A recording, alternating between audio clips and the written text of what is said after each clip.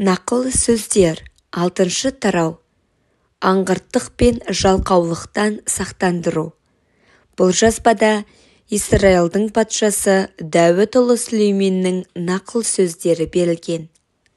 Балам, егер көршің үшін кепілдік беріп, не бөтеннің қарызын мойныңа алып, аузыңнан шыққан сөзіңмен шырмалсаң, ұлым, сол адамға кіріптар болғаның. Тез барып, жалынып аяғына жығыл. Осылай уәдеңнен азат болып құтыл. Ұйқыға бой беріп, кірпігіңді ілмей, алдымен көз жұмып ұйықтайын демей, аңшыдан қашқан еліктей дереу құтыл. Құс іспетті тұзақтан босауға ұмтыл. Жалқау неме, құмырсқадан үлгі ал, ісіне қарап оның парасатқа ие бол. Бастық, бақылаушы, билеушісі болмайды, бірақ жазда ол қысқа азығын дайындайды. Орақ кезінде тамағын жинап сақтайды. Жалқау неме, қашанғы ұйықтап жатасың? Ұйқыңнан оянып қашан тұрасың? Біресе ұйықтап, не мүлгіп отырасың? Біресе қол қусырып жатып таласың. Кенеттен жүйріктей жоқшылық жетер.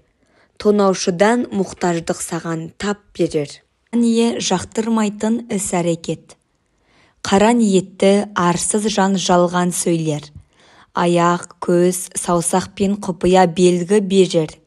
Жүрегінде зұлым жоспарлар құрар. Әрдайым араздық сеуіп отырар. Сондықтан ажал оған кенет жетер. Сауықпастан бір жола құрып кетер. Жаратқан ие мына алтауды жақтырмайды, тіпті жетеуді жаны мүлдем жаратпайды.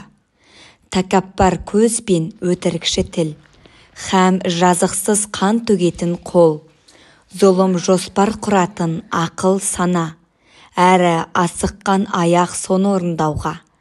Жалған күә өтірік айтатын, ағайын арасында араздық тудыратын.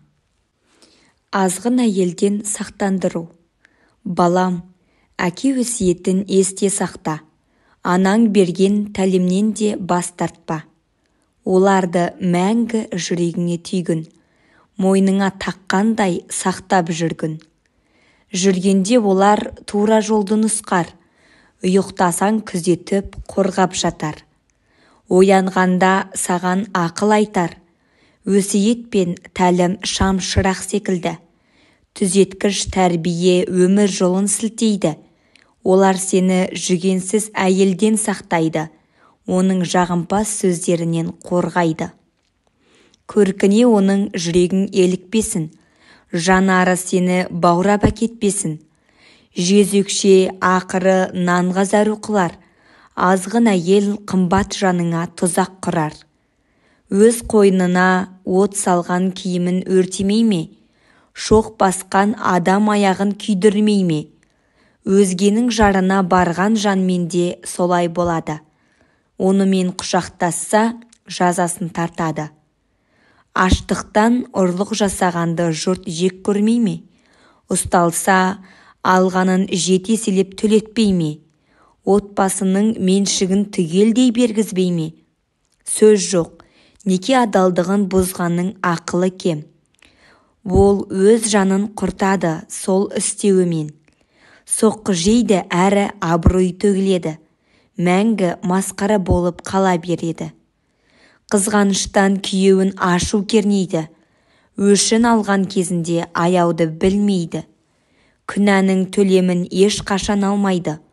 Мол тарту берсең де ашуы қайтпайды. Осы аяттар киелі кітаптан алынған. Киелі кітапты видеоның төменгі жағындағы сипаттау бөлімінен жүктеп алыңыздар.